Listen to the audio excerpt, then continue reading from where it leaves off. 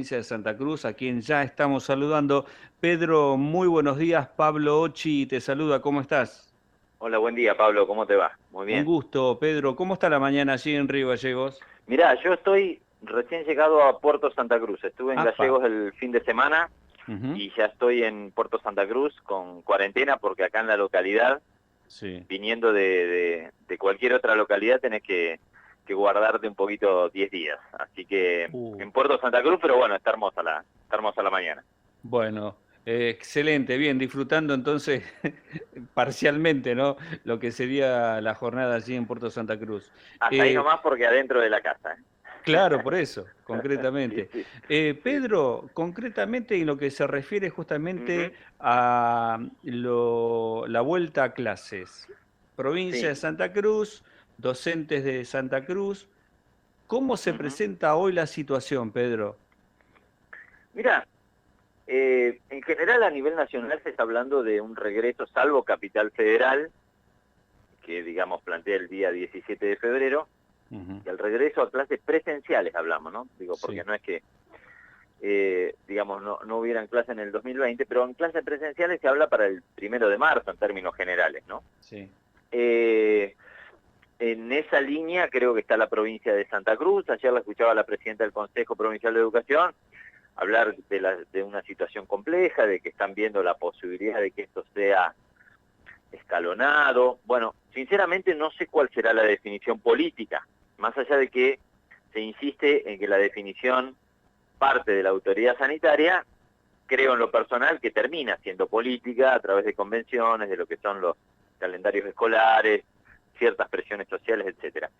En el caso de la mirada de ADOSAC, esa mirada colectiva va a estar dada seguramente la semana que viene ya con asambleas y congresos en toda la provincia, previo a la reunión paritaria salarial que tenemos el día 18. Así que unos días antes vamos a estar con asambleas, vamos a estar con congresos, y ahí se tomará una definición conjunta a partir de nuestro máximo órgano de resolución, que es el Congreso Provincial. Sí, lo que hemos tenido el otro día es un plenario, el secretario general, es donde vamos haciendo ciertas evaluaciones, vamos analizando cuál es el contexto, y es un contexto lógicamente difícil, complejo, donde decimos permanentemente que no se necesitan de tantos eh, discursos, sino mucho más recursos en Ujú, educación, porque el año ujú. pasado creo que ha sido, digamos, bastante, en este caso, ejemplificador, no tanto para bien, sino para mostrar claramente que el docente estuvo bastante aislado a la hora del acompañamiento que debería tener de las políticas educativas, ¿no? Creo que lo único que se nos ha ofrecido es una especie de plan de cuotas para una computadora, o en algún momento en una paritaria salarial, un ítem en negro que por supuesto rechazamos para 3 o 4 meses, digamos, de conectividad, por lo cual creemos que este año, más allá de lo presencial y lo virtual, que seguramente en un futuro, y uno no sabe cuándo, digamos, irán también de la mano, digo, me parece que es muy importante esa inversión también en conectividad, en infraestructura, en capacitaciones, en insumos, en creación de cargos, bueno, digo, en todos aquellos aspectos que lamentablemente en educación en los últimos años no han sucedido, por lo menos no lo hemos encontrado en la realidad, más allá de algunos informes oficiales que hablan, lógicamente, de grandes inversiones. Tal cual. Hay un tema que no es menor y es el que se refiere, por ejemplo, Pedro, a ¿Sí? los auxiliares. Con Ujú. respecto a esto concretamente, ¿hay Sí. algún tipo de capacitación para el trabajo de limpieza, desinfección hacia los auxiliares? Mirá, ¿Tienen ustedes vos sabés que información sobre esto? Perdón, sí, sí, perdón, Pablo. No, te decía que la mayoría de los compañeros o compañeras auxiliares, ellos Ujú. están afiliados a otros sindicatos, en general a Sí. ATE o Ujú. algún otro, digamos, o en algunos casos municipales o UPCN, pero lo cierto es que han habido, yo no conozco el detalle, lógicamente, porque no está dentro de nuestra esfera, digamos, por ahí, pero sí Sé que han habido bastantes inconvenientes en las últimas semanas, no solamente por la falta de cobro de muchos de esos auxiliares, sino también por la creación de cooperativas de limpieza que en muchos casos son terciarizadas, no sabemos qué característica le han dado, pero sí sabemos que han habido, digamos, puntos de choque, por lo menos entre Consejo Provincial de Educación y los compañeros de educación de ATE, ¿no? Así que, bueno, nada, yo no tengo por ahí mucho más información, eso por ahí lo podrías hablar con o gente del Consejo, seguramente, digamos, de otros sindicatos. Bueno, pero lo cierto es que en el caso nuestro, cuando nosotros hablamos a futuro de lo que tiene que ver con la apertura de la escuela, lo pensamos, y con la vacunación y el proceso de vacunación, lo pensamos desde el lugar de todos los trabajadores, ¿no? Digamos, que asisten a una escuela, no exclusivamente de un afiliado o del que tiene un título o no tiene un título, ¿no? Bueno, justamente mi siguiente pregunta apunta a eso. Sí.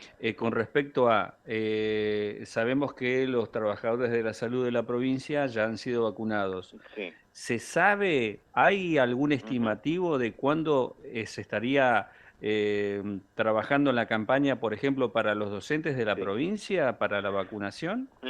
Mirá, la información que nosotros tuvimos en la última reunión con el Ministerio de Salud, hace un par de semanas, fue que, digamos, el proceso todo este de vacunación, en teoría se haría entre, bueno, creo que comenzó en el mes de enero, febrero, marzo, abril y hasta mayo. En una primera etapa, digamos, como vos decís, los trabajadores de la salud, en una segunda etapa los mayores de 60 años y menores con riesgos, y en una tercera etapa, ahí sí entraríamos, digamos, tanto las fuerzas de seguridad como los docentes. Esto, por palabras de la presidenta del Consejo de Educación, ayer o antes de ayer, creen ellos que puede llegar a ser para el mes de abril o principios de mayo. Pero insisto, digamos, son hipótesis. Vos sabés bien que nosotros en algún momento del año pasado creíamos que ya para esta altura íbamos a estar vacunados y no lo estamos, ¿no? Digamos, claro. Y acá hay tantos intereses en juego, y algunos que trascienden al país, y son cuestiones hasta geopolíticas y económicas, de intereses, de laboratorios, de luchas, de la vacuna, de qué es lo que llega, los insumos, la jeringa, bueno, y no tenemos esa seguridad, ni mucho menos, digamos, de acuerdo al ingreso de vacunas y de dosis al país. Por lo que se nos dijo en esa información preliminar, digamos, desde el Ministerio de Salud, es que a Santa Cruz iban a llegar 240.000 dosis, lo que implicaba que iban a estar vacunados 120.000 personas. Pero yo no quiero caer en una mirada pesimista, ni mucho menos, al contrario, ojalá esto pueda llegar lo antes posible y toda la población santacruceña esté inmunizada. Pero lo cierto es que es muy potencial, es muy de un devenir muy indefinido, en el sentido de que sinceramente no lo sabemos, porque a veces, digamos, parece que van a ingresar tanta cantidad de vacunas y después parece que no, y llegan menos. Entonces, seguridad con respecto a esto no tenemos. Por lo que dicen, calculan el mes de abril, ¿no? Pedro, y con respecto a lo que sería desde el Consejo Provincial de Educación plantear un protocolo para la vuelta a clases, ¿se ha adaptado lo que sería el protocolo para la provincia de Santa Cruz o se ha de alguna manera usado uno genérico que copiaron, por ejemplo, en este caso, o lo planteó Nación, por ejemplo? Sí, en la mayoría de los casos, y digamos los primeros trabajos que se realizaron fueron más desde el Consejo Federal de Educación, y hubo adhesiones a muchos de esos protocolos. Pero yo, como bien vos decís, creo que es muy necesario, digamos, que esos protocolos no solamente partan de la institución o de la escuela particular de la provincia de Santa Cruz, sino pensarlo exclusivamente en lo que puede llegar a pasar en el capital o en el conurbano, sino también además que tenga un trabajo transversal, o sea, que no sea la definición de 4 o 5 personas. Por supuesto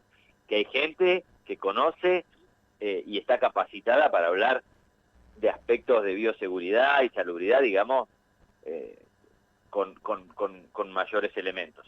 Pero tiene que ser, digamos, algo que nazca de un proceso un poco más democrático, en el sentido de que después, en muchos casos, quienes escriben no habitan la escuela, ¿no? Digamos, y quien habita la escuela, en muchos casos, no tiene la posibilidad de definir sobre su situación y sus condiciones de trabajo, ¿no? Entonces, nos parece que eso es fundamental, que tienen que reabrirse a sus comisiones, que tiene que haber un trabajo muy fluido con el Consejo Provincial de Educación, pero no con ADOSAC específicamente, sino también con los padres, porque hay una representación de padres, con los alumnos, porque están los centros de estudiantes, y con todos los docentes de cada una de las escuelas a la hora de priorizar quienes le ponen el cuerpo a una situación tan compleja, ¿no? Porque de atrás de un escritorio es mucho más fácil decir, hay que volver, hay que hacer esto, hay que hacer lo otro, pero el que siempre le pone el cuerpo y le ha puesto el cuerpo en momentos donde el Estado y el gobierno no está, ha sido el docente, ¿no? Entonces me parece que es una palabra muy autorizada. En el caso nuestro, esa palabra autorizada la va a dar seguramente la semana que viene a través ya de las asambleas y congresos. Justamente, hablando de todos los actores que en definitiva participan en este proceso de volver a clases, hoy nos encontramos con lo siguiente. Hay escuelas que se supone, bueno, que el protocolo ya la estaría habilitando, pero se dieron cuenta que no tienen, por ejemplo, ventilación, con lo cual entonces se está generando ahí un inconveniente, porque entonces hay que adaptar justamente es el protocolo para ese caso exclusivamente, porque o tienen patios internos, está todo techado, o directamente no tienen cómo mantener Claro, circulando el aire. Y eso se está claro. detectando hoy, por ejemplo. Pero, digamos, eso es lo que genera mucha bronca, digo, por lo menos en el sentido de decir, bueno, a ver, muchachos, ¿cuántos funcionarios dentro del Consejo Provincial de Educación tenemos? Y en el gobierno, un montón, y muy bien rentados. Tuvieron todo un año para pensar cómo va a ser el regreso a las aulas, cuál es la situación de las escuelas, qué problemas pueden llegar a suscitarse. Y resulta que hay que esperar el primer día para darse cuenta, digamos, si falta una cosa o falta otra, ¿no? Digo, no puede, digo, sabemos que hoy están en algunos casos llegando el alcohol en gel o algún sanitizante o en realidad, digamos, medidor de fiebre. Estas cosas, ¿por qué no se hacen con antelación? Digamos, está bien, están todos pensando en el 1 de marzo, en lo que empezará en abril o lo que sea. Pero lo cierto es que, digamos, la presentación de los docentes es antes, por lo cual nosotros hemos tratado de brindar, lógicamente, desde las asesorías legales, herramientas como para, frente a determinadas circunstancias, tener argumentos muy en claro, en el sentido de que, a ver, no tienen ningún tipo de argumentación sólida, la idea de decir, bueno, lo que hoy tenés que hacer en la escuela, hoy digo, sin alumnos, estamos hablando, etcétera, no lo podés hacer desde la casa, ¿no?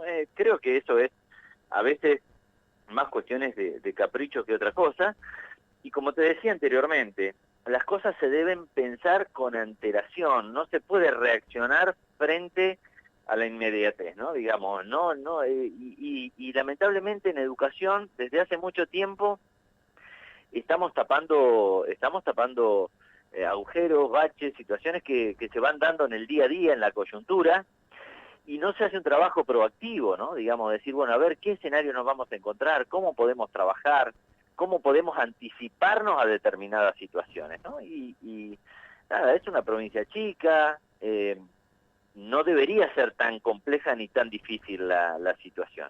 Y como vos decís, hay cuestiones de ventilación que a veces se hacen en protocolos nacionales que están pensados para un determinado clima, decir, bueno, vamos a dar clases afuera. Bueno, pero digo, Santa Cruz no es capital federal, ¿no? Entonces, digamos, hay adaptaciones que tienen que darse a partir, lógicamente, de la situación particular de cada localidad, de cada escuela, porque no todas las escuelas dentro de las localidades son iguales, y mucho menos entre las localidades. Nosotros encontramos localidades donde las escuelas están absolutamente deterioradas, otras no tanto, y tenemos además localidades con una situación epidemiológica, con una curva altísima, y otras donde realmente, como acá el caso de Puerto Santa Cruz, donde hay muy pocos casos.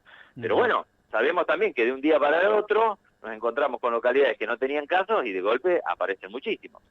Entonces nosotros lo que decimos es, si están pensando la vuelta a la presencialidad, 1 de marzo o cuando sea, no sé qué es lo que está planteando o pensando el gobierno provincial, porque tienen una reunión del Consejo Federal el día 12.